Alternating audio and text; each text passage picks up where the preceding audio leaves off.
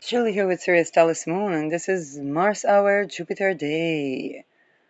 Jupiter in the 11th house, Moon, separating from Spica, applying to oppose Chiron, and basically separating from opposition to Mercury.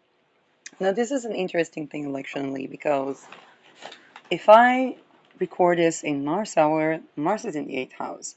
If I wait for Sun Hour, Sun is in the 8th house. So I might as well record it when Mars is in its home sign, even though it's in the 8th house.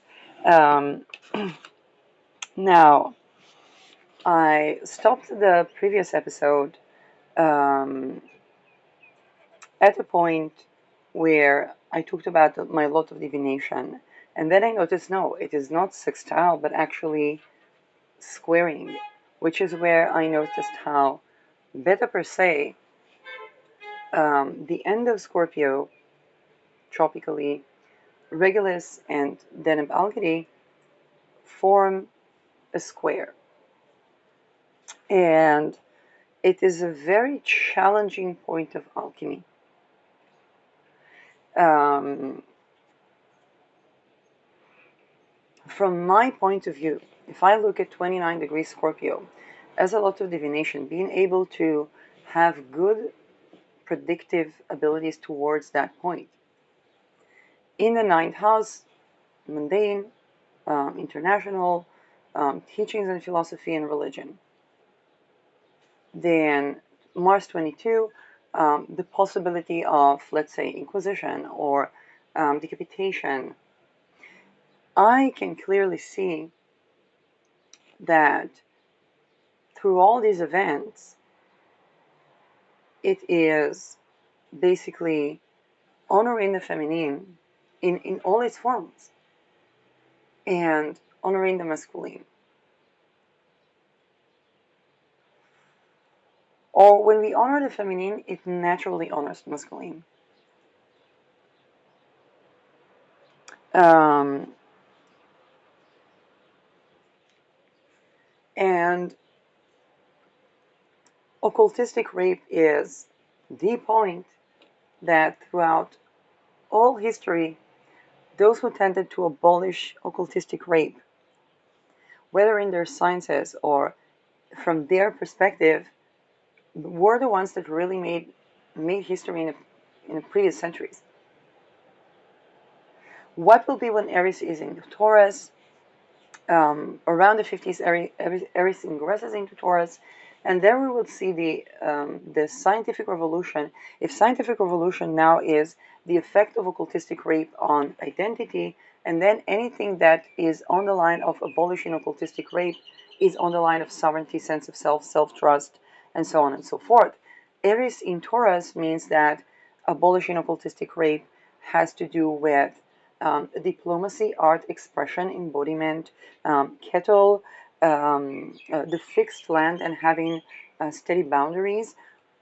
If it's an empire, for example, um, anything Taurus, the voice. Now,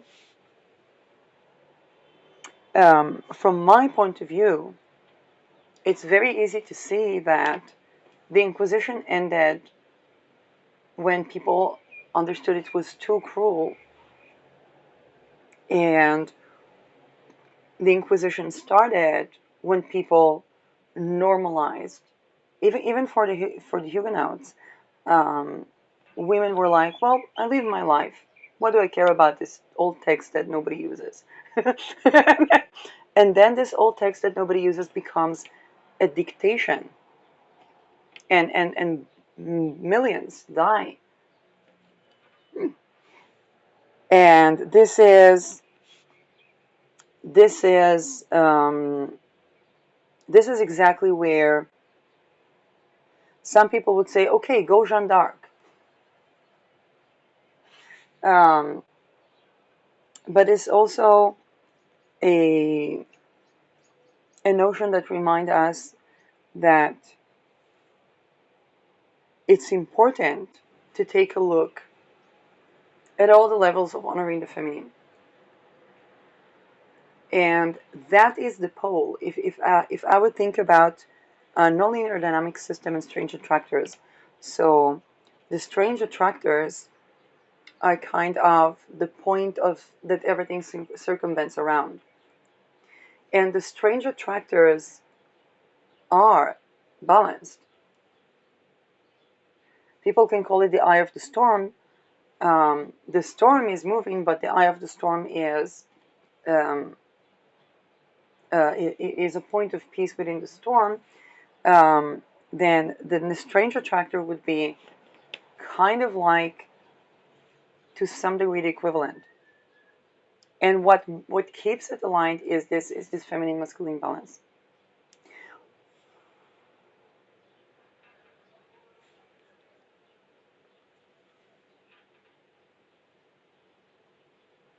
Now, and it doesn't mean that there isn't a storm, and it doesn't mean that the eye of the storm doesn't move. What it does mean is that these pillars, and Aries could denote of some of those pillars. Aries could denote of some of those pillars of society where they are like, they are excluded, but they're not excluded. How should I say that? It's a sort of, it's not like the sun where everything revolves around.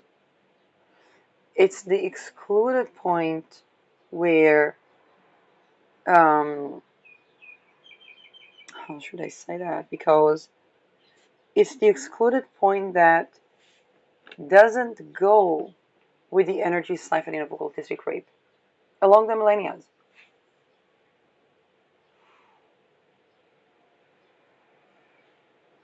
Now, the people that have these Aries components in their chart, they're very notable. It will be something that doesn't go with that even when they're born into.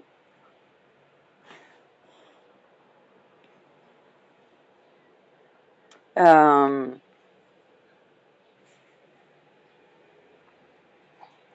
for example, it was an Aries trine moon where I remember my non-erotic needs of love were met,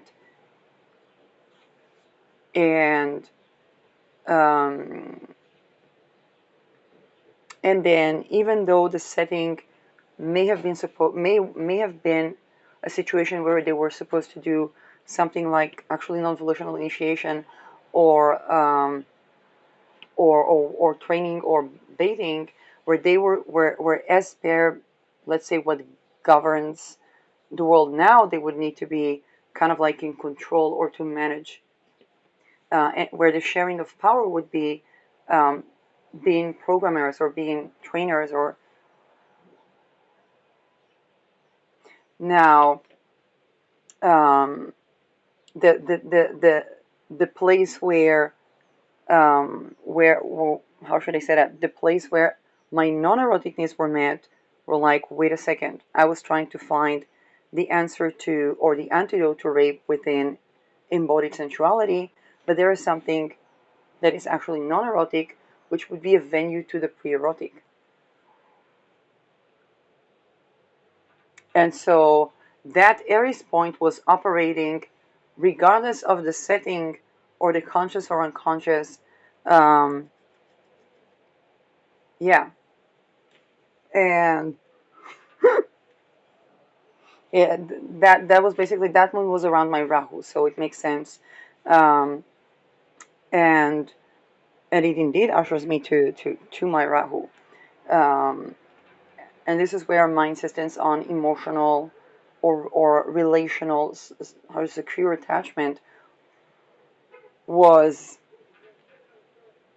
um, was found. Now the settings could have been the most horrendous, even like there was a setting of where they do these chaos rituals, and I was one of the people that were targeted. That all the while not really knowing what is going on, because those are astral things, and ascribing that to maybe somebody that that I walked out of to save my sanity was trying to get my attention, or like not really knowing what is going on. And I was like looking at the chart. Well, I'm Pluto squaring my Mercury, Uranus on my Sun, Neptune on my ascendant. Wu Wei, I'll just go with the wave to bring me back to shore. And and I never consented, of course, to any. I was just like trying to do a channeling experiment and optimize the communication with the Chiron in the communication sign Gemini.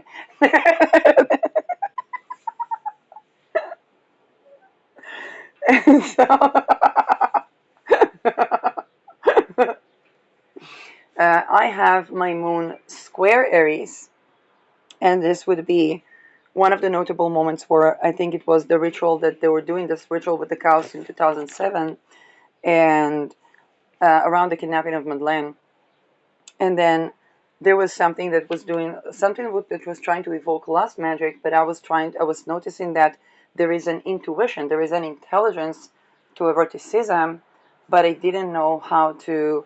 It was kind of like something to do with that intelligence governed also something to do with relationships, where that thing is supposed to be, where everybody was thinking that good sex and good relationships are like two polarities.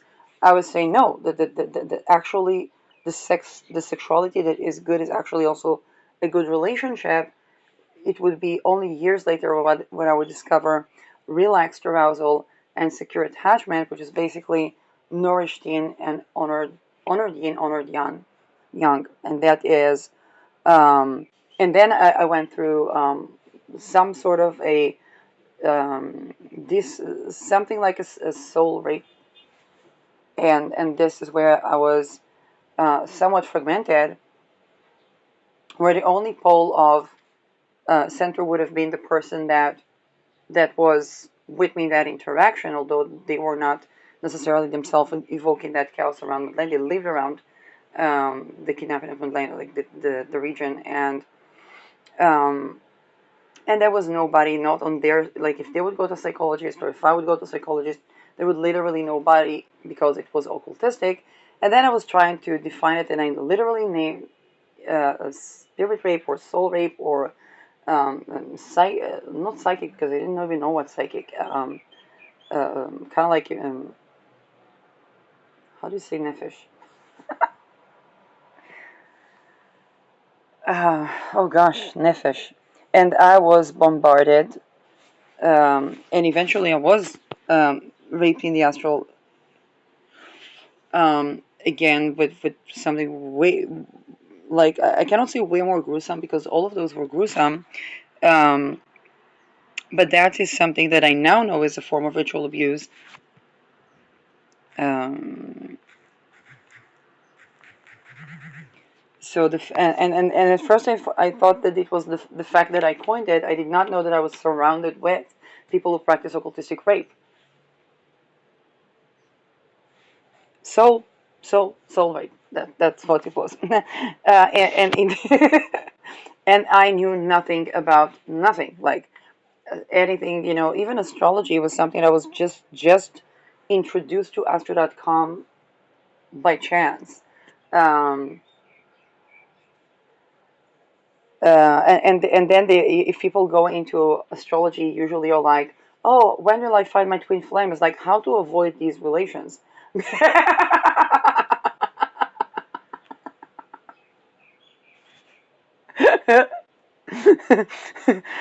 So unlike the people that start with their natal chart, I started with the composite chart, which was the go-to way to kind of like, okay, what are the biggest challenges and so on and so forth, and from there progress to the natal chart. Um, Now doing mundane astrology as well. So um, Aries in Taurus would necessitate abolition of occultistic rape for anything Taurian. Now, here is the wonder. Aries necessitate abolition of occultistic rape for anything Aries, whether it's war strategy, um, sovereignty, sense of self, self-trust, assertion of oneself, individuality.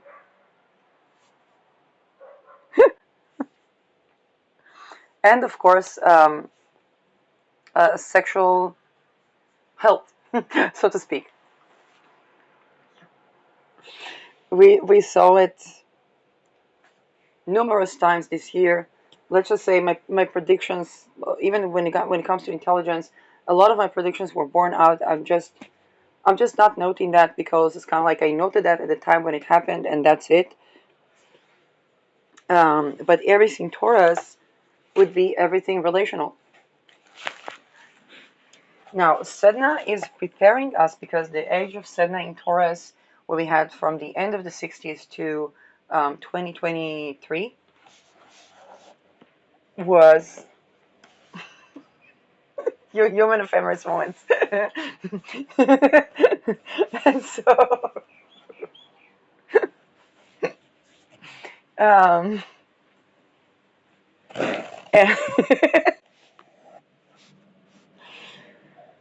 now, this was a time where we had to appease Sedna to have good relations. Now, appeasing Sedna negates human trafficking. And what if our countries run their intelligence by honeypots, which is basically infant occult rape, so that they could create susceptibility to misplaced arousal to begin with, and create susceptibility to trauma bond to begin with, and we were modeled to live our marital life and family life in that model.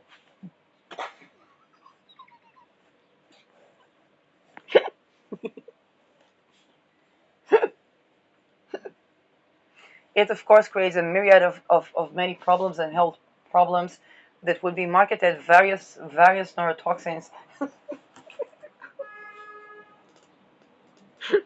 And the role of every consultant was to try to either keep people in an unhappy relationship or to separate people in a way that would not sustain them separately.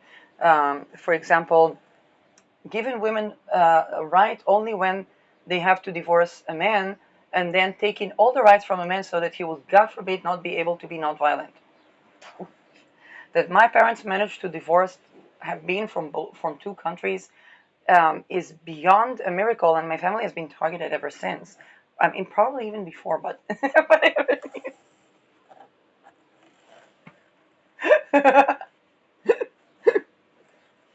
I've talked about my birth in other contexts, and this is where um, this is where Aries will be. In fact, it already is trining Magha and Sextile. It's a point of Talis, kind of like abolishing occultistic rape is a point of Talis. Um, Now, it takes a while for the people that still think that occultistic rape is what remediates the opposition with me. And they either made it from evolving with Aries, and any evolution. If I want to give you, if I could give you a tip, um, both as a person that studied astrology and philosophy of science, which is usually the scientific revolutions. That's what we study there, and so um, if I could give you one tip to being a person that changes, doesn't just moves with the spirit of the time, but changes the spirit of the time, it would be Aries in your chart is where you're tending to abolishing occultistic rape will give you the centuries ahead of time science, philosophy, religion or not religion, medicine. Kind of like if I needed to grow a Da Vinci's, if I had a class of people and they were all to be Da Vinci's, meaning both artists, scientists, um, but not depressed and unhappy. I mean, I can't grant the last one because you're gonna have to deal with abolishing occultistic rape, and so, but a venue for not being depressed and unhappy, that would be, first of all, it would be tending to abolishing occultistic rape, Now, since a lot of them are children that have been targeted in infanthood, they would actually have a name for it by someone that doesn't force them to do the rituals where they have to rape other kids. Now, as terrible as it might sound, I'm not saying I'm going to teach a class of students right now, but if I have to a class of people and I would say, where is the Aries in each and everyone's chart? Abolishing occultistic rape, what would the world look like from their perspective? If they were not occultistically raped, and they would look at the Aries part in their chart, or they would look at the world, and they would say, how do they see the world? Or this is where the unprecedented progress would come from. By the way, and say, Shirley, what happened to people that were not raped? It's not about abolishing. They would just see the signs. And it would be science that is in touch with the spirit of the time for at least 500 and something years. They will be more clearly able to predict not just for 500 years, but also for cycles of probably way beyond that. And that would mean that they would have more confidence. For example, one would ask, Shirley, where do you derive your sense of self and confidence talking about abolishing occultistic rape in the lines where we are heading towards Catholic Inquisition, where the Catholics receive information of how to beat the Ottomans or the Islamic, and everybody that is not Catholic is best advised to become Catholic so that they wouldn't be massacred. And I am saying that the Catholic Inquisition was abolished by the secular priests and the secular jurisdiction people that saw that it was too cruel. But I also see that the Huguenot women just neglected correcting the scriptures. And I also see that it is occultistic rape that affects both secular people of any religion, people of any time in history, and I can see the connection between the scientific contribution of people and to the extent that they tended to basically abolishing occultistic rape. So sometimes they could not say, oh, we abolish occultistic rape. They would say, well, the earth revolves around the sun. Now, and I also remind us that the Medicis were erecting a pope, but also the patronage for Galileo and Da Vinci.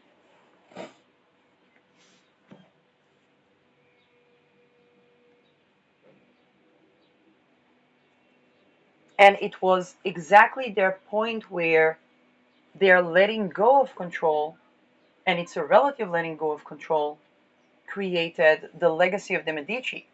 And of course, the legacy of the Medici is Da Vinci. The legacy of the Medici is Galileo. And yes, the legacy of the Medici is also the Pope that argued with them. Now, is it the secret to create polarities that argue extensively with one another? Um, that's first of all, that's an interesting question, and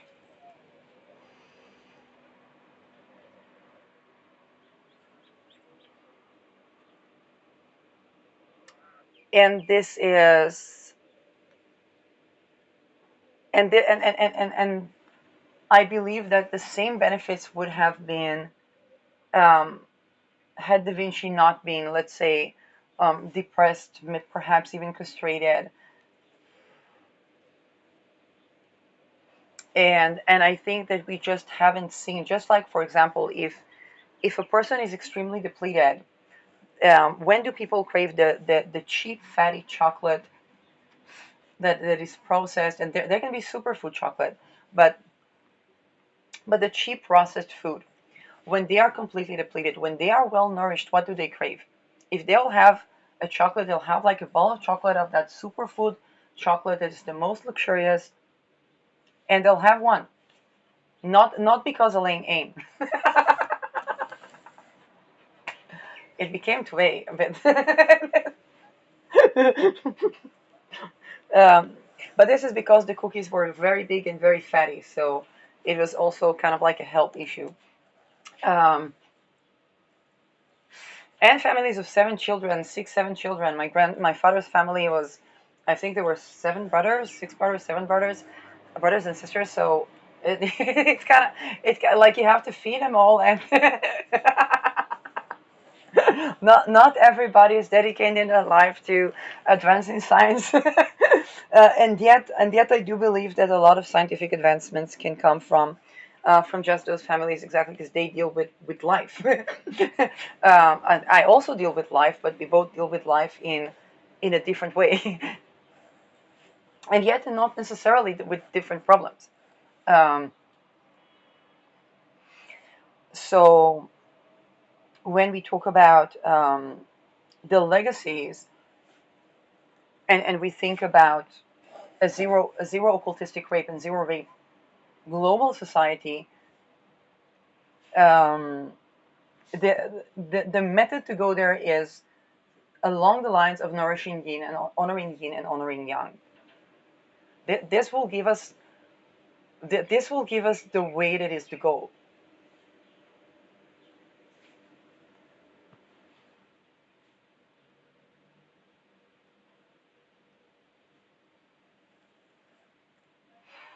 And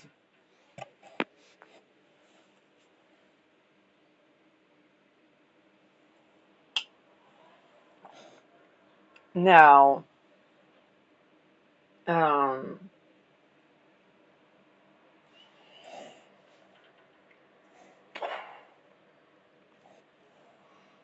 um, now when I think about this current trine that we have with Chiron Aries to as a point of talus that remediates the tension between the wealth redistribution that can sometimes be by decapitating the rich, and Magha Nakshatra that at its excess point can be the Marie Antoinettes or the Ghislaine Maxwells and the Epsteins. Um, and here is the thing: there would always be people that are way worse than that are farthest from the sun, and are also not decapitated. And kind of like Marie Antoinette was decapitated because she was the closest to the sun, but also because she was not notified in advance and so on and so forth. So the smugness or the Icarus spirit that can come with Magha, that as far as I understood from Vedic Indian tradition, is that it is associated with Ketu. Um, that point can be remediated by where Aries and Chiron are now, which is the end of tropical Aries, um, and things sidereally we are also in tropical Aries still. So um, usually this is Andromeda constellation. So usually they would just seek somebody to sacrifice to the sea monster, um, or that they would seek the unattainable siren, um, but um, but the unattainable siren as a point of remediation would usually be a sort of a sacrifice, because the training of the unattainable siren would be to do with occultistic rape, and that is um, now also astrally I have undergone occultistic rape, so I'm not speaking from a point of a person who hasn't gone through that. Um, but just because of that point, the abolition of occultistic rape can create an actual remediation where people can dilute the smugness and go through the ego death of Magha without losing their head. And this matters to all of us, because when we seek a representative regime, we need to understand that Aquarius is not we the people. Aquarius is the Templars. Aquarius is the Templars charging the monarchy the monarchy wanting to assassinate the Templars, and the Templars decapitating the monarchy, but also their associates with the monarchy. For example, one of the things that terrified me was, um, I dare say, the proximity to the monarchy. Not in person, um, because there were things where I was paying attention where we are going towards an age of decapitation where, um, and at the same time as paying attention, there was this telos that wasn't really giving leeway. It wasn't really giving kind of like any other way to go to. And then there is the sustenance. If I think about the Huguenots massacre, or I think about the bankruptcy after Vogue, and I think about, just like we thought about United States surviving their Pluto return, also um, the modern House of Orange surviving the Aries return for the Dutch East India, which was the beginning of the villages, um, and now they have dikes there and so on. But and there are things that I kind of like. Oh, I can clearly see how that speculative investment of Dutch East India would have worked if we would not have occultistic rape, which would basically mean that the trade relations would be more trade and less colonialism. That would, of course, depend on Indonesia and Suriname as well.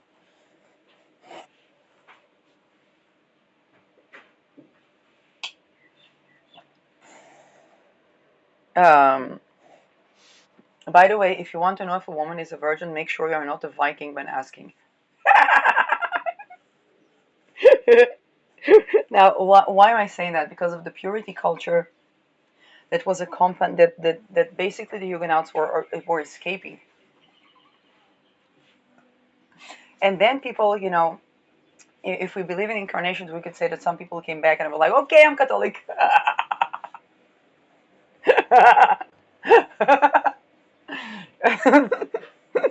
To which their people would reply, Mossad.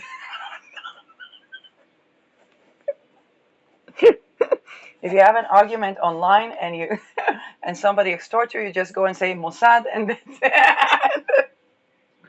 and they tell you Mossad, and then the argument is over. And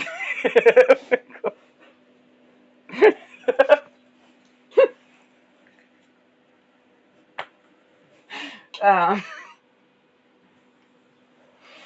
now,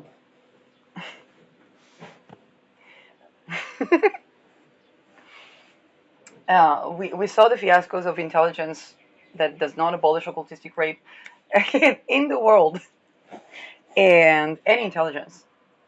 So, um, another point of Thales is, of course, Pica, which is fairness in trade.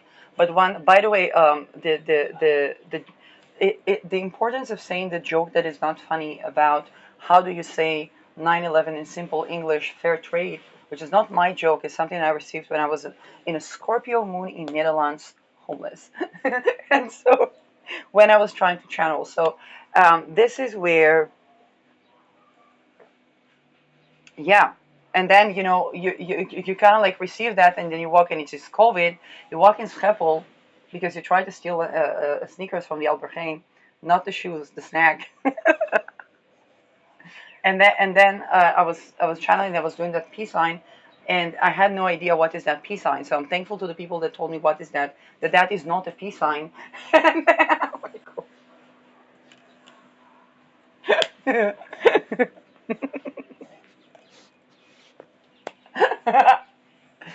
And then, and, and this is where I see departure, arrival, departure. No, okay, no, okay, no, okay. Um, and at the same time, when I go back to my thesis proposal, I remember when I was looking at, oh, now we have essential oils.